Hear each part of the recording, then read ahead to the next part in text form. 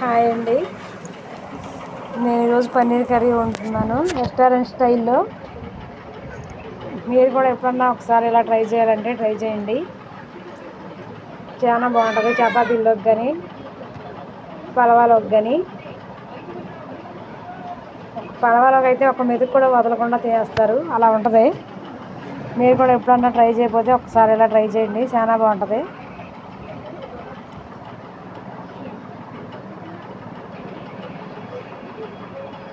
ఈ దసరా సెలవులు వచ్చిన కాడ నుంచి మా ఇద్దరు పిల్లలు ఇంటికాడ ఉండి అసలు ఏం చేస్తున్నారంటే అది చేస్తున్నారు. ఎందుకంటే ఒక రకం కాదు ఏంటి అసలు ఆగటమే సరిపోతుంది. వీళ్ళతో అరిసి అరిసి నోరు నొప్పి పడుతుంది, కానీ వీళ్ళు మాత్రం ఆపలేకపోతున్నాం.